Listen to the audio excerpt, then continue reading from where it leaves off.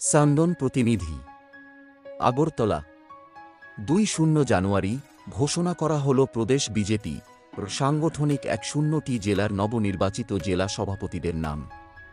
তারপর সোমবার দুপুরে প্রদেশ বিজেপি কার্যালয়ে সাংবাদিক সম্মেলন করে প্রদেশ বিজেপির ১০টি সাংগঠনিক জেলার জেলা সভাপতিদের নাম ঘোষণা করেন প্রদেশ বিজেপির প্রভারী রাজদীপ রায়।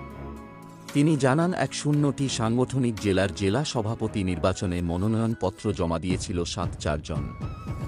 তার মধ্যে স্ক্রুটিনির পর ৭টি মনোনয়নপত্র বৈধ হিসাবে গণ্য করা হয়। তারপর জেলা সভাপতি নির্বাচন করা হয়।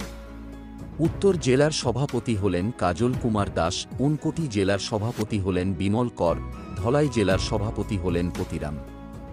ত্রিপুরা খোয়াই জেলার সভাপতি হলেন বিনয় দেব বর্মা, সদর জেলা গ্রামীণ এলাকার সভাপতি হলেন গৌরাঙ্গ ভৌমিক, সদর জেলা শহরাঞ্চল কমিটির সভাপতি হলেন অসীম ভট্টাচার্য, সিপাহীজলা উত্তরের সভাপতি হলেন বিপ্লব চক্রবর্তী, সিপাহীজলা দক্ষিণের সভাপতি হলেন উত্তম দাস, গোমতী জেলার সভাপতি হলেন সবিতা নাথ এবং দক্ষিণ জেলার সভাপতি নির্বাচিত হলেন দীপায়ন চৌধুরী। ৩ বছর অন্তর অন্তর ভারতীয় জনতা পার্টির জেলা সভাপতি পদের নির্বাচন হয়।